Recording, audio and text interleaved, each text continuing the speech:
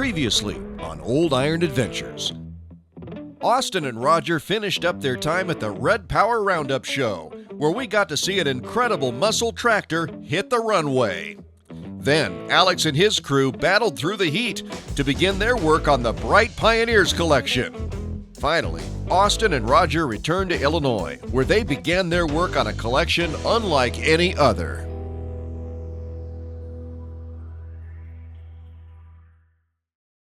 Aumann Auctions has been in business for over 60 years and has been the leading force around the world in vintage power. And we're going to show you why.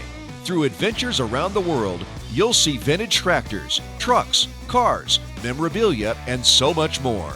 Aumann Auctions isn't just an auction company, but a group of men and women with a passion for the stories behind these items. Welcome to Old Iron Adventures.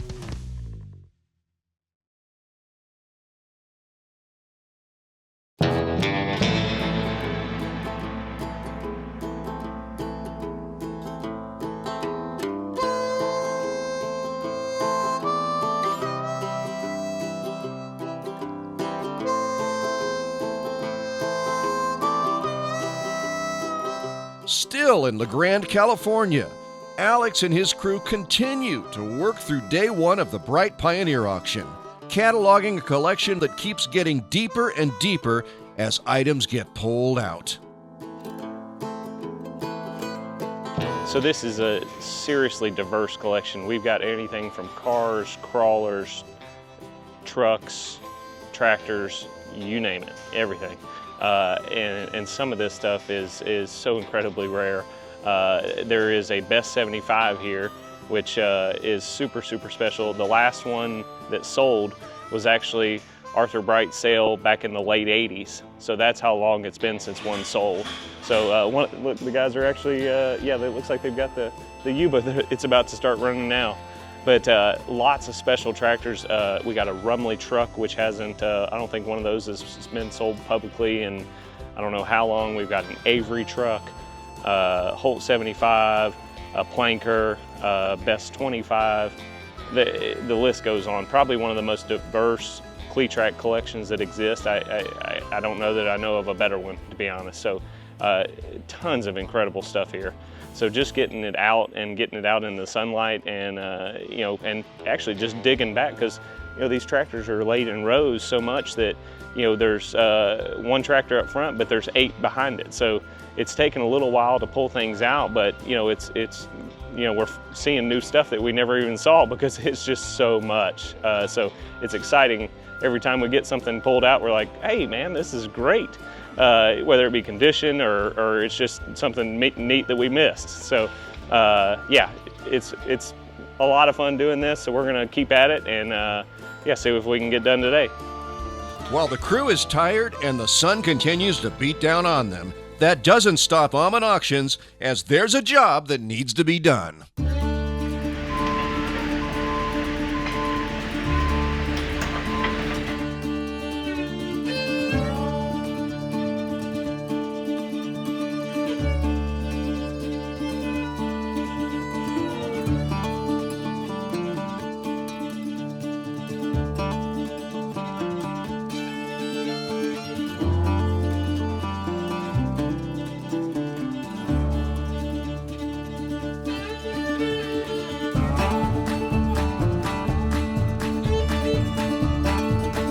This one was stuck. It's the first one that went on fire. I fixed it, tried to turn it over, it blew. This one stuck and right here.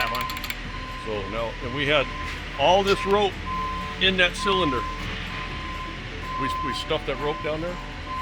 So the valve would Really? Rope piston up, rope holds it, put the spring back together. Wow. Well, y'all are smarter than you look. Find that in a manual. Yeah. Is there an app for that, Steve? Yeah. Yeah, I'm sure Gronk told you that. Brock told me to do that. Brock knows all.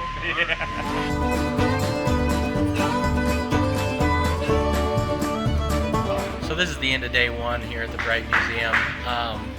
It's been excruciatingly hot out. We've been outside doing all the crawlers that are in the rows out there. They've been cleaning out the building. It's going pretty great, it looks like. We've gotten quite a few tractors cataloged, but we're just kind of wrapping up the day now. Tomorrow's going to be a lot of the same. I plan on getting a lot of the crawlers finished up outside, and we'll move on to tractors. Once we get to tractors, it should move a little bit quicker. Hopefully they can get half the shed cleared out tomorrow. We'll see. We're going to start a little bit earlier and try to beat some heat.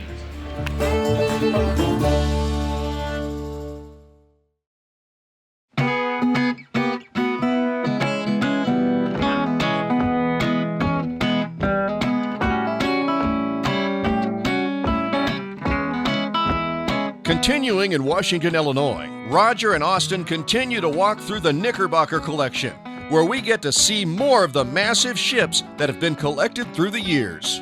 That's the one we had to carry down the staircase. Yeah. Oh man. Now that table didn't come with that one, did it? No. That's the table we had. Just looks real good on there, but that's just the ship. I couldn't imagine trying to make any corner on that with that one. It was scary. Don't know much about this model because the lady was selling it and we just grabbed it and got out of there. It has details though, doesn't it? Yeah. That's I neat. don't understand the blue containers on there. It's a bulk carrier. And some of them are loose and I wanted to take them all off, but the others are glued down so well I figured I'd screw up the paint job and screw the whole shit. Because I've had the top off this. This just lifts off. Okay. And, Is that a container ship then? Is that what yeah, you're saying? it's a bulk carrier and they put containers on it. Okay. I think that was an afterthought on somebody's part, but it's just me guessing. You know, Okay. I just don't know. But I think it is a builder's model. Okay. It's got the flag That's and all neat. that stuff in there. Some of these models are just models that somebody built, you know, Right. professional built. But There's so much intricate So detail on that. tell us, what is a shipbuilder's model? it is a model that the shipbuilder, when they buy a ship, you get a model to put in your office to go with it. Okay. They have a shipbuilder build a ship, put in their office. And of course, after 20 years, 15, 20 years, when they sell the ship, they want to model the newer ship. So the old one goes to the used market, which is so-so. I only bought one ship from the original owner. That was this one here. Okay. The Colleen Sif, S-I-F. That came out of Pennsylvania. Now, I bought it from Colleen herself. Oh wow. Her family, they were from Sweden or Denmark, I'm not sure which one, but they were major investors in this ship. So she christened it, and they gave her a model. Wow. She said they made two models, one went to her, and the other went to Sealand, who leased it for 20 years. Okay. So they got two of the models, So that didn't go to the office of the steamship company, that went to the, That went to the dock. That's honestly, to me, that's even cooler. She had some pictures of her christening it, but she kept the pictures. Understandable. But I got the ship. It came out of Pennsylvania because they were moving down south. Okay. Wow. And the ship had been sold, so the real connection there, wasn't that much. But that was an interesting one. And here's another interesting one. I say we just keep say going and they're keep all finding interesting, more and more interesting. This one came out of New Jersey. And this is a T2 tanker from World War II. And what they did after World War II, they cut the bow off, they cut the stern off, and built a new mid-body which is twice the size of the original. Wow. And then they welded it back together. Huh. And that's it, to show what how they built the middle, and the bow and the stern are an old T2 tanker. And they did a number of them. Man. And that's what he did, and the information on that one's on that plaque on the end. Who did it? I forgot which shipbuilding company did it out in New Jersey. Pretty cool though. The name's on the end there. Yeah, I like how all the information is with them on Yeah. each one too. Yeah. This is our San Francisco ship. That's the one you went to San Francisco. That's the one we went to San Francisco for.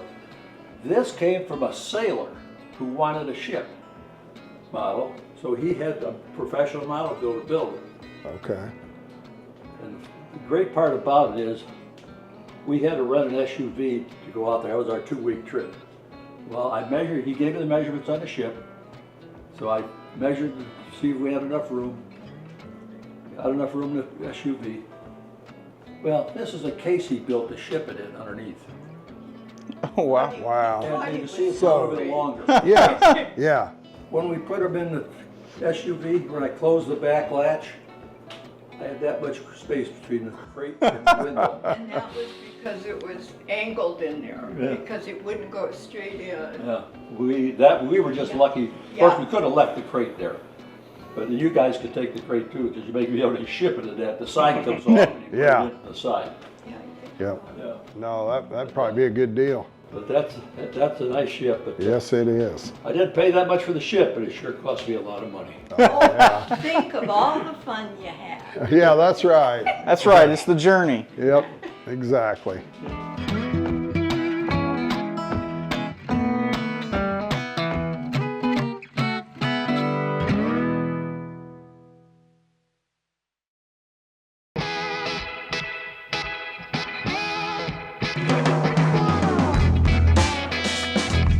It's day 2 at the Bright Museum cataloging trip, and the crew hits the ground fast, moving to get as much done before the California sun hits its peak.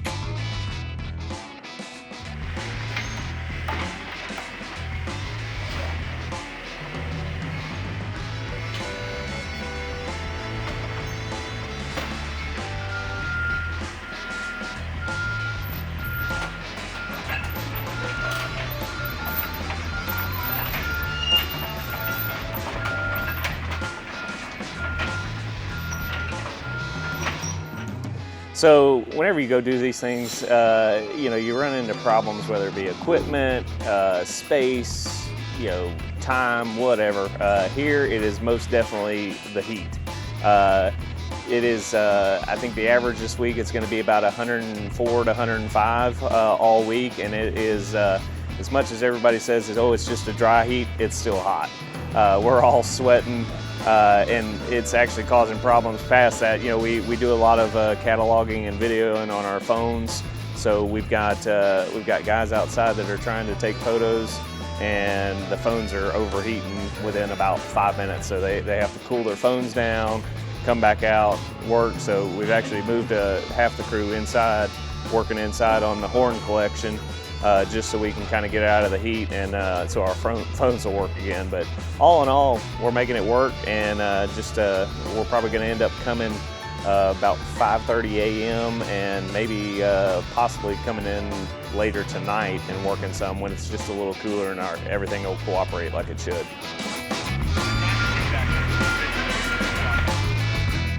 So part of the plan here is to get some of these running. We've worked on kind of making a list of the things that we really know we want to have running. Mac, he was able to take some of the mags off while he was up at the show here in Santa Margarita a month ago, so he brought those back after getting them, basically every one that he took. I think he took down maybe 10 or so off of tractors, took them home, all of them were dead. And he went and got parts, charged magnets, got all those hot. So we've got those back. We're putting them back on the tractors and trying to get some key ones running. We just got the Best 75 running, which is huge. We weren't sure how that was going to go, but it fired right up, ran beautifully. Even the lighting generator worked. I mean, of all things, you know, usually, you know, they get corroded and maybe they don't work for a while, but I mean, as soon as it started, the lights lit up. It was kind of crazy. So really awesome to see that, and just awesome to see that running. I mean, it's one of 5 that's in running condition right now, so that's huge, huge.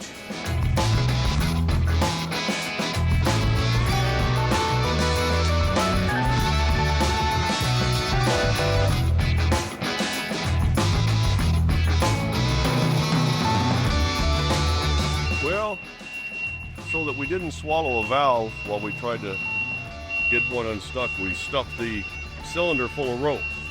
Take the piston all the way down, shove as much rope in as you can, bring the piston up, and that wad of rope will push the valve up, or in this case, hold the valve for us. So now we got to try and extract the rope. And sometimes it ties itself in knots inside the cylinder. So you have, Steve, pull that piston down. We had a little bit of rope in there.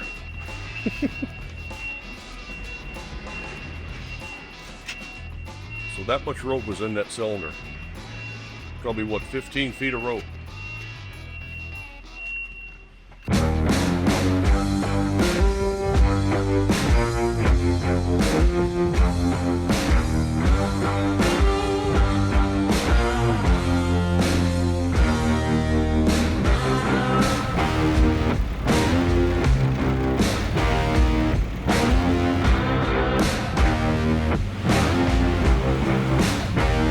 We've gotten tons and tons of crawlers, trucks, tractors out of that side. We've emptied out the vehicles on this side. We've got a lot left, about half of the building left to do, so we're still rolling, trying to get all that done. We've gotten a couple of tractors, trucks running today, so that's been exciting. We've gotten the Best 75 going, the Avery truck. Trying to think what all else here. We got the R Cle-Track running. Best 60 was running. Lots of progress as far as getting things running. The little 25 was running earlier. Tons and tons of stuff. It's been a great day for progress, and we're still hammering down. It is as hot as can be in here. It feels like a sauna right now. Everybody's sweating. We're trying to get everybody to drink as much water as possible, but we're having a great day. Yeah, awesome.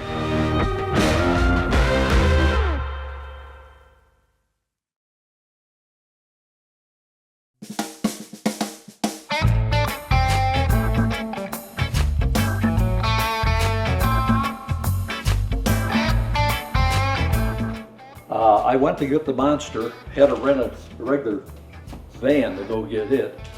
Got down there and it came out of a warehouse. So I don't know what the deal was, but he had two more there. This one here and a smaller one, which was in the other room. And I just bought all three of them, you know. You're already there. Yeah, I'm already there. What the heck? They took a check, so, you know, what else did they? But, yeah, that's super neat too. This one I don't fully understand. The ship says Glacier Bay, and the plaque said Joseph D. Potts.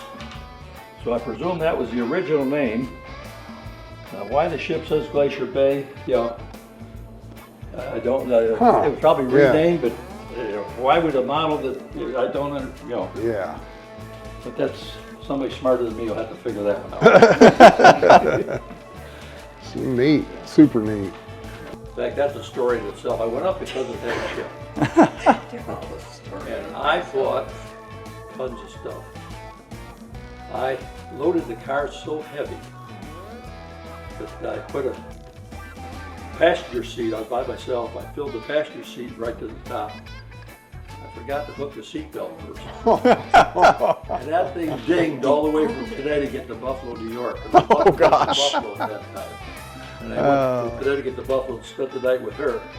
I unloaded the front seat and hooked the seatbelt up and then reloaded it. But I had that back seat piled right to the roof.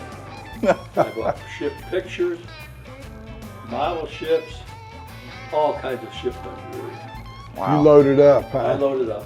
That may have been where that came from. That makes a lot of sense though, with you being from Buffalo originally, because it's one of those things with, well, there's a giant ship collection in Washington, Illinois, 1,000 miles away from what feels like any decent body of water. Yeah, I'm an East Coast boy, but I left about when I was 19, so they never went back to stay. So. Oh yeah, we're here at the Knickerbocker collection, getting it loaded up.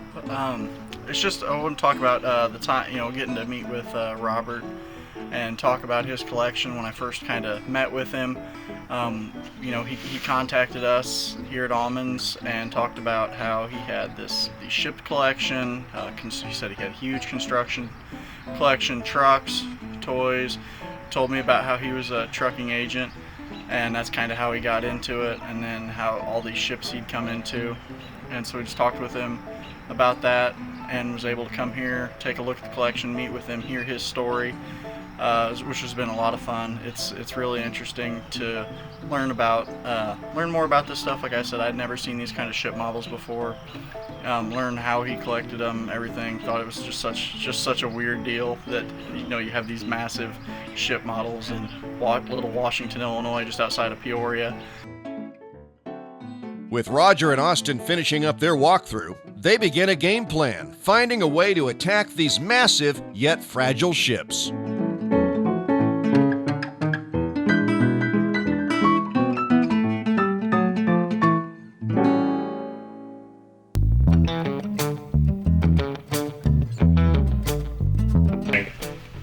I think that we got this. Be honest. We got this. It might be a bit of a challenge, but we got this. Let's try.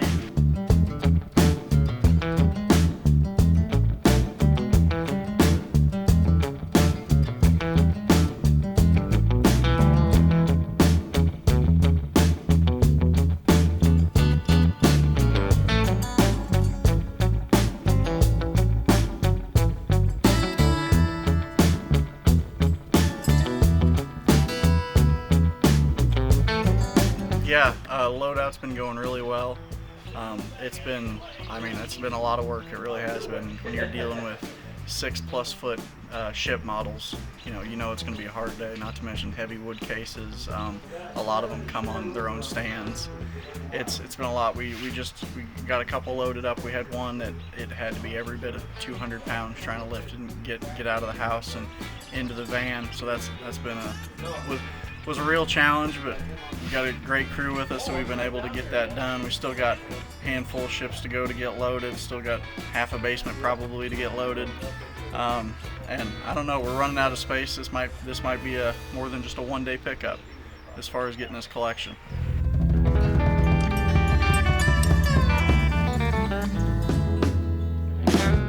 Next time on Old Iron Adventures.